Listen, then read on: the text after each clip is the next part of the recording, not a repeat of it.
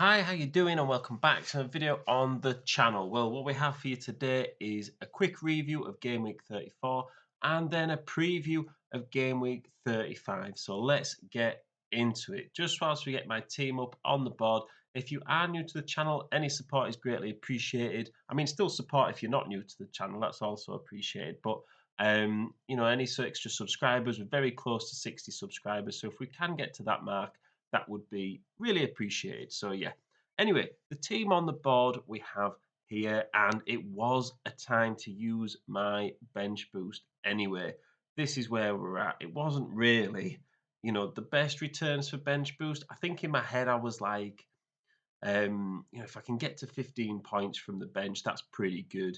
It just so happens that after the first batch of games, Sufal was actually on a -1, so I'd actually made myself actively worse by using the bench boost. And I think, to be honest, the bench boost probably is the most overrated chip because I think you can hang your hat on a specific game week, but it can kind of control your team because you want to make sure all your team are playing and all your bench are playing, and that can sometimes take value from your starting 11, and then you're making subs a few weeks in advance, and then you sort of then you've got to transfers a few weeks in advance. Then you've got to transfer them out again afterwards because you're trying to then narrow down your bench because who needs three players from your bench?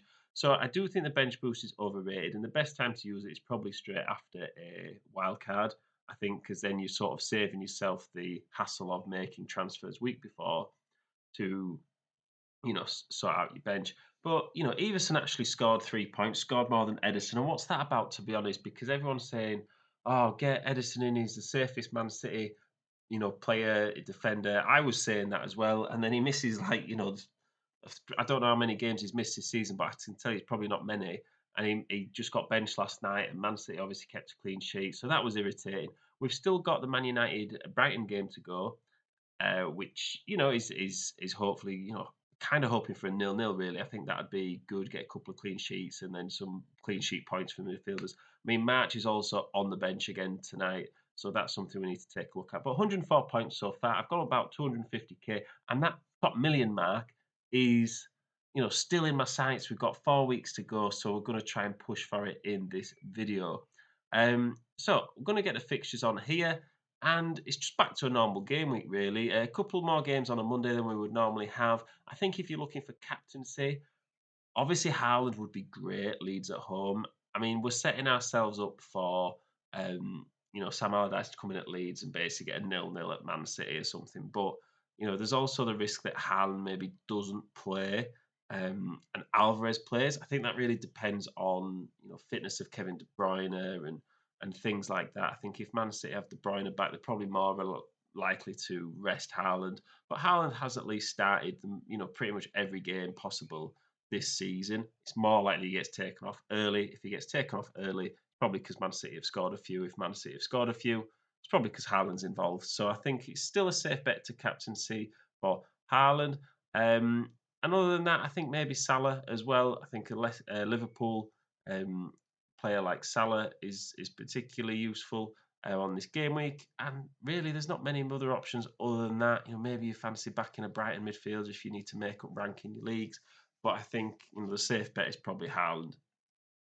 So onto the team for this game week, and I do actually have two free transfers, but there's not really anyone that I want to rotate out, or at least not two players. I guess I don't have to use two transfers right now. I still got Saka on the bench. He's got Newcastle away. Sort of made this graphic before I found out March was on the bench at Brighton. So I think swapping March and Saka is a pretty obvious play here. One transfer that I am thinking of doing is maybe swapping Jota out. It was quite disappointing to be on the bench for both games in Liverpool's double. I was lucky he scored in the last minute of the first game, but really, I'd want a bit more from that. I think the transfer that I might make for Jota is to bring in Alvarez from Man City and, not necessarily cover my bets if Haaland doesn't start, but it's also the case of they're both playing together at the moment. And if Haaland doesn't start, Alvarez will definitely start. But then I'm also thinking, well, if whoever doesn't start will come on as well. But I'm really just trying to work out how to use one of my transfers. I don't really want to waste a transfer, but there's not really any glaring holes in my team that I think need filling, other than maybe March. There, I think if I did Jota to Alvarez, I'd save about about 2 million, 2.1 million. I could upgrade March, but then I'm also left in the decision of, well, if I upgrade March to someone that I want, Saka's going to be back on the bench again because I'll be deciding between this new player and Saka. So I'll kind of still be in a similar position I am now. I don't really need to cut money elsewhere other than maybe Edison, I guess, but he's going to play more often than not. I think it was just a rest midweek. Now I've got Edison playing Leeds at home. Well, that's a great fixture. Why would I spend a transferring out Edison if he's going to play just to save money? Can't really save money with Sufal and Dan Burn because they're so cheap already. But a transfer potentially is to sort of slim down my bench even more. I did look at that because you're not going to really need your third bench player, but Sufal does have okay fixtures at times, and he's only like 4 mil. So who am I going to? I'm just going to get a 3.8 defender in that doesn't play at all. That's not really something that I'm going to, motivated to do. So if you do see anything with my team you think it can be improved, let me know. At the moment, it's either March or Jota coming out, Saka coming into the lineup, and then either Alvarez coming into the lineup, or um, maybe I look at downgrading Jota to a really cheap striker and then using 4 million to upgrade March to somebody a bit more effective. So and then putting Saka in as well as March and going as well as whoever I get in for March and going 3-5-2. That's a possibility, I guess. So yeah, let me know what you think. Let me know if you've got any questions as well. It's good to chat and sort of message on the comment section. So if that is you, let me know what you think. Any questions? And if you are new, please do subscribe. Can we hit 60 subscribers before the end of the season? I'll give us 4 weeks to try and do it. So hopefully we can manage it. So thank you very much for listening, and I will see you in the next one.